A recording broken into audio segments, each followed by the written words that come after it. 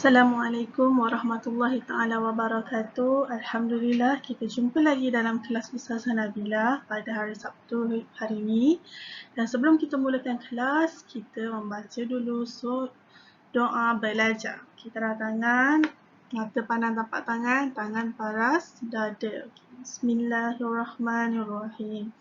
اللهم افتح علينا حكمتك ونشر علينا من خزائن رحمتك يا أرحم الراحمين رب اشرح لي صدري ويسر لي أمري واحلل عقدة من لساني يفقهوا قولي رب زدني علما وارزقني فهما إنه من سليمان وإنه بسم الله الرحمن الرحيم إني رأيت 11 كوكبا والشمس والقمر رأيتهم للساجدين. Okay. Alhamdulillah, kita jumpa lagi. Okey, buka buku teks Bahasa Melayu darjah 4. Okey, buku teks Bahasa Melayu darjah 4. Okey. Hari ini kita sambung pelajaran muka surat 15 dulu. Okey, muka surat 15. Apa yang kita nak belajar hari ini iaitu menulis karangan ataupun menulis perenggan. Okey. Apa tajuk kita hari ini ialah bahasa kita, jiwa kita. Bahasa kita, jiwa kita. Maksudnya bahasa yang kita gunakan ialah bahasa Melayu dan bahasa Melayu adalah bahasa kebangsaan bagi negara Malaysia. Okey. Ayah dan ibu membantu Hadif menulis blognya. Hadif ingin mencatat pengalaman mereka menyaksikan majlis perasmian tekad bahasa kebangsaan dalam blog tersebut. Jadi Hadif ni dia ada blog. Blog ni macam dekat komputer, dekat internet, kita boleh buat blog. Blog ni macam satu page lah, macam Facebook, tapi bukan Facebook, dia blog. Dan blog ni kita boleh cerita macam-macam lah dalam blog tu. Boleh cerita pengalaman kita, boleh masukkan gambar kita, dan bila ada ramai orang tengok, so blog kita akan jadi famous lah. Okay. Jadi Hadif dia ada satu blog dan dia nak tulis tentang program dekad bahasa kebangsaan. So ni adalah gambar majlis perasmian dekad bahasa kebangsaan yang diadakan. Okay, bila dekad bahasa kebangsaan diadakan pada hari Isnin 25 Januari 2021. Awak letaklah dalam kotak tu 21. Okay, apa kata utama ataupun perkataan isi utama yang dia nak tulis dalam perenggan dia? Okay, yang pertama, ramai pengunjung. Yang kedua, majlis perasmian. Yang ketiga, teruja dan seronok. Jadi daripada kunci kata utama ni, kita kena bina ayat. So ada berapa kat sini? 1, 2, 3. Maka ada 3 ayat yang kita kena bina. 1, 2, 3. Okey. Ayat yang pertama, ramai pengunjung. Kita tengok dekat ayat yang pertama, dia ada Ustazah bulatkan ni, ramai pengunjung datang ke majlis perasmian dekad bahasa kebangsaan. Jadi dia dah tulis tak? Yang ayat pertama? Ya, dia dah tulis. Okey, check. Maksudnya yang pertama ni dah buat ayat dah. Okey, yang kedua, majlis perasmian. Kita tengok ayat yang kedua. Majlis perasmian tersebut sangat meriah. Okey, dia dah guna perkataan majlis perasmian. Tengok yang Ustazah bulatkan ni. Okey, check. Dah ada dah majlis perasmian, dah buat ayat. Yang ketiga, teruja dan seronok. Okey, kita tengok ayat yang ketiga. Saya berasa teruja dan seronok. Jadi, ada tak perkataannya? Ada, teruja dan seronok. Okey, check. Maksudnya dah ada 3 ayat. Okey, bila dah lengkap 3 ayat, kita dah bina 3 ayat menggunakan kata kunci dia, maka kita kena buat dalam perenggan. Okey, ini adalah perenggan. Perenggan yang lengkap. Okey, sekejap Ustazah pasang bateri. Okey. Ini adalah satu perenggan yang lengkap. Okay, pada hari Isnin, 25 Januari 2021 telah diadakan Majlis Perasmian Dekad Bahasa Kebangsaan. Okay, mana dia dapat ayat yang ni? Ni, dekat sini ni. Dia ambil ayat tu dekat sini. Ni maklumat dia. Okay. Lepas tu barulah dia mula tulis 3 ayat yang dah kita bina tadi. Ramai pengunjung datang ke majlis perasmian. Okey, check dah tulis. Lepas tu, majlis perasmian tersebut sangat meriah. Okey, ayat yang kedua dah tulis. Saya berasa teruja dan seronok. Okey, ayat yang ketiga. Maka cukuplah satu perenggan ni ada 4 ayat daripada maklumat yang ada. Asal-asalnya ada maklumat dan lepas tu ada 3 kunci utama. Okey. Inilah cara kita nak tulis perenggan. Okey. Bila kita nak tulis perenggan, sebenarnya kalau awak perasan dekat sini ni, tengok gambar tadi. Tak boleh pula. Okey. Kalau kita tengok dekat ayat yang tadi ni, nampak tak dekat sini ni, dia macam ada ruang kosong sebenarnya. Okay, dan itulah cara tulis perenggan. Bila kita nak tulis perenggan, mula-mula sekali, okey, dekat sini dia kena ada ruang kosong. Ruang kosong satu jari. Awak letak satu jari awak. Satu jari macam ni. Ni, satu jari nampak tak jari Ustazah? Okey, ni, satu jari. So, letak satu jari, jarak sikit daripada garisan tepi tu kan. Ni kan ada garisan tepi. Awak bayangkan ni ada garisan tepi. So, awak jarakkan sikit, barulah start kita tulis pada hari Isnin. Kita tak boleh terus tulis dekat tepi ni. Okay, contoh dia kat dalam buku awak tu. Dekat sini dia ada garis tepi kan. Okay, awak angkatlah ni garis tepi ni lurus. Jadi, kalau ikutkan semua yang ni, dia berada dekat tepi garis tepi. Tapi bila kita nak tulis perenggan, mula-mula tu dia kena jarak sikit dekat sini. Jarak sikit daripada garisan tepi. Baru kita boleh tulis perenggan. Okey. Cuba saya tunjuk contoh karangan. Okey, dalam sebuah karangan ada 5 perenggan utama. Ada berapa? Ada 5. So, perenggan yang pertama, kita nak tulis tentang pendahuluan. Okey, pendahuluan ni maksudnya apa? Kita nak cerita, biasanya kita nak cerita sedikit bila, dekat mana, tentang apa maksud dia, macam tu, pendahuluan. Jadi nampak tak dekat sini? Okey, dekat sini dia bagi ruang satu jari. Okey. Dia bagi ruang satu jari. Nampak ni dekat sini. Dia bagi ruang satu jari. Baru dia start perenggan. Okey, karangan ni tentang faedah membaca. Okey, pendahuluan. Kita tengok apa isi utama dalam perenggan pendahuluan. Kunci dia. Okey. Membaca merupakan salah satu tabiat yang berfaedah. Okey, ini adalah kunci yang pertama. Seseorang yang suka membaca mempunyai minda yang sihat dan positif. Kunci yang kedua. Bahan bacaan seperti buku ilmiah dan majalah boleh merangsang pemikiran. Okey, merangsang pemikiran. So, ada berapa isi dalam pendahuluan? Ada 3. Ada 3 isi dalam pendahuluan. Okey, perenggan kedua pun sama juga. Dekat sini kita kena jarakkan daripada garisan tepi. Kita kena jarakkan daripada garisan tepi dan kita mulakan dengan ayat yang pertama. Dalam perenggan kedua adalah isi utama. Isi utama. Okey, kita tengok dekat dalam ni. Ada berapa ayat? Ada berapa kata kunci? Tabiat suka membaca boleh meningkatkan pembendarahan kata. Pembendarahan kata yang meluas baik dalam bahasa akan meningkatkan kemampuan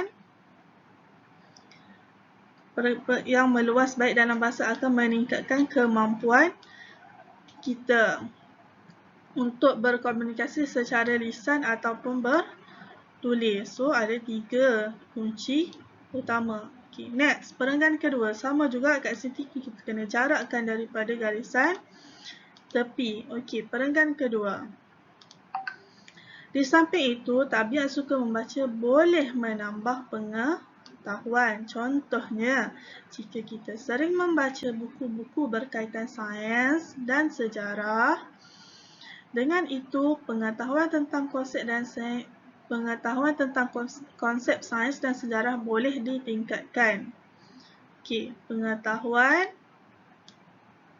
tentang konsep membantu dalam proses pembelajaran. Jadi ada 3 kata Allah.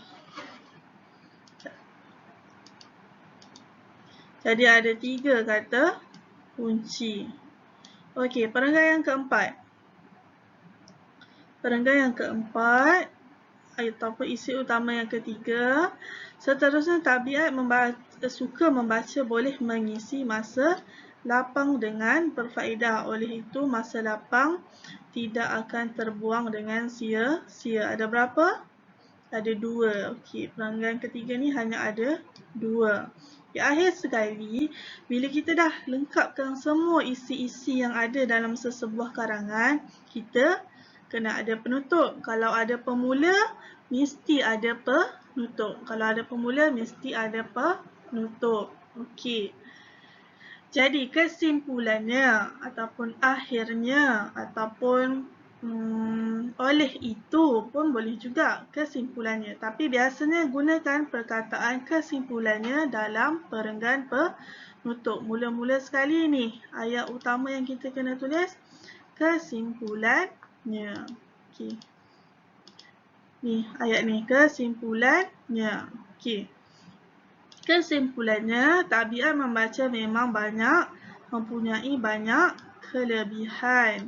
Maka kita harus memupuk tabiat suka membaca. Bab kata orang bijak pandai membaca jambatan ilmu. Okay, ini adalah kesimpulan. Jadi semua sekali ada berapa perenggan? Ada 1, 2, 3, 4, 5. Maka ini adalah salah satu contoh karangan.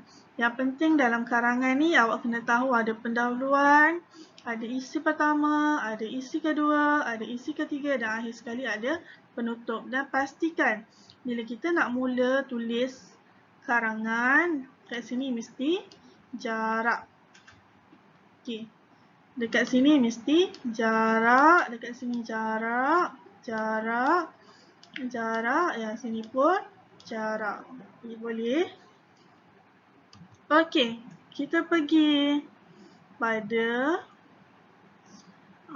macam mana kita nak buat perenggan dalam muka surat 15. Okey, dekat dalam muka surat 15 yang tadi tu, dekat bawah tu kita ada satu gambar program dekat bahasa kebangsaan. Ada gambar kan? Dekat situ ada jom membaca, ada pertandingan menulis isi, ada pertandingan teka silang kata. Okey, kita tengok kata kunci yang dia bagi. Yang pertama, banyak aktiviti. Yang kedua, menyertai pertandingan. Yang ketiga, sambutan menggalakkan. Jadi ada berapa ayat kita kena buat? Ada 3 ayat yang kita kena buat. Okey, kita tengok ayat yang pertama, menggunakan banyak aktiviti. Jadi ayat pertama kita, banyak aktiviti yang dianjurkan semasa program dekat bahasa kebangsaan. Okey, check. Dah tulis dah. Banyak aktiviti. Ayat yang kedua,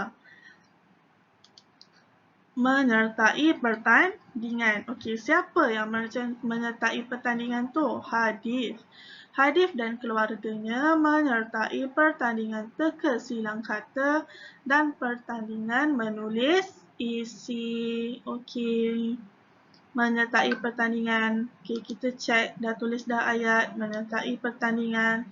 Okey, ayat yang ketiga, sambutan menggalakkan. Macam mana nak buat ayat ni? Okey, program ini mendapat sambutan yang menggalakkan daripada orang ramai. Okey, cek. Cukup 3 ayat. Jadi, kita buat terus perenggan dia. Perenggan dia macam mana nak tulis? Ingat, yang pertamanya dekat sini kita kena jauh sikit daripada garisan tepi. Bayangkan kat sini ada garisan tepi. Okey, yang ni kita kena jauh, sikit daripada garisan tepi. Okey. Hadif dan keluarganya melihat kawasan tempat program. Okey, nampak ni. Mula-mula dia pergi melihat kawasan tempat program. Okey, barulah kita masuk kepada 3 ayat yang kita dah bina tadi. Okey, yang pertama. Banyak aktiviti yang dianjurkan semasa program dekat bahasa kebangsaan. Okey, check. Ayat nombor 1 kita dah tulis. Sambung ayat yang kedua. Okay. Hadif dan keluarganya menyertai pertandingan teka silang kata dan pertandingan menulis isi. Okey, check. Yang kedua, kita dah buat ayat. Okay. Yang ketiga. Program ini mendapat sambutan yang menggalakkan daripada orang ramai. Okey, check. Jadi ada berapa dah? Ada 3 ayat tambah 1 ekstra, jadi lengkaplah. Semua ini sebagai sebuah satu perenggan. Okey, jadi untuk aktiviti hari ini, awak buka muka surat 19. Okey, dalam muka surat 19 ni dia kata berdasarkan poster, bina ayat dan perenggan. Ustazah nak awak buat macam ni. Macam tadi, kan ada ayat 3, lepas tu ada perenggan. Okey, kita tengok. Untuk perenggan pertama, gunakan 3 kata kunci ni. Ramai pengunjung, sambutan meriah, teruja dan seronok. Dan awak masukkan sekali maklumat ini dalam perenggan yang pertama. Masukkan maklumat ni dalam perenggan yang pertama. Boleh? Okey, perenggan pertama. Perenggan kedua. Isi pertama. Okay, banyak aktiviti yang dianjurkan seperti senam aerobik, ceramah hidup sihat. Okey, bina ayat guna 3 kata kunci yang ada. Banyak aktiviti, senam aerobik dan ceramah hidup sihat. Okey, perenggan yang ketiga. Okey, perenggan yang ketiga ada 3 juga kata kunci, iaitu pameran produk kesihatan, kempen derma darah dan jualan produk komuniti. Okey, ini untuk perenggan yang ketiga. Perenggan yang keempat. Okey, ada insentif. Insentif ni maksudnya macam kelebihan ataupun manfaat. Jadi contoh ayat yang boleh buat, terdapat pelbagai insentif disediakan kepada para pengunjung. Boleh. Pelbagai insentif disediakan untuk para pengunjung. Okay, itu contoh ayat untuk insentif lah. Dan ada hadiah menarik. Ada juga percuma RM500 skim simpanan pendidikan nasional dekat sini. Okey, akhir sekali perenggan kelima, buatlah penutup kesimpulannya. Kena ingat, kena tulis bermula dengan kesimpulannya. Tulis bermula dengan kesimpulannya. Contoh yang Ustazah boleh bagi, kesimpulannya, pelbagai manfaat yang terdapat di dalam program Karnival Mini masyarakat kita. Okey, kesimpulannya, pelbagai manfaat yang terdapat dalam Karnival Mini masyarakat kita. So, ulang lagi sekali. Kesimpulannya, terdapat pelbagai manfaat dalam Karnival Mini masyarakat kita. Okey, lepas tu sambunglah. Gaya hidup sihat kita mestilah mengamalkan gaya hidup sihat dan sebagainya. Jadi cukup ada berapa perenggan? Ada 5 perenggan. Dan macam kat mana nak buat ni? Okey, buat latihan dalam buku penulisan yang warna merah yang ni. Buat dalam buku ni kan besar, panjang. Nampak tak? Okey, jadi awak buatlah. Kalau ada yang tahun lepas tak habis lagi guna, boleh guna dulu yang tahun lepas. Okey, siapa yang tak ada yang tahun lepas, buka buku baru. Okey, kat sini. Nampak ni? Nampak ni? Okey, awak tulislah karangan tu perenggan pertama, perenggan kedua, perenggan ketiga, perenggan keempat, perenggan kelima. Kalau tak muat, sambung dekat belakang. Okey, macam mana nak tulis karangan? Macam yang Ustazah tunjuk tadi dekat slide tadi. Awak tengok balik semula video ni banyak kali, lepas tu baru tulis karangan. Boleh? Okey, Ustazah harap awak berjayalah buat karangan dalam buku ni. Okey? InsyaAllah kita jumpa lagi akan datang. Assalamualaikum warahmatullahi taala wabarakatuh.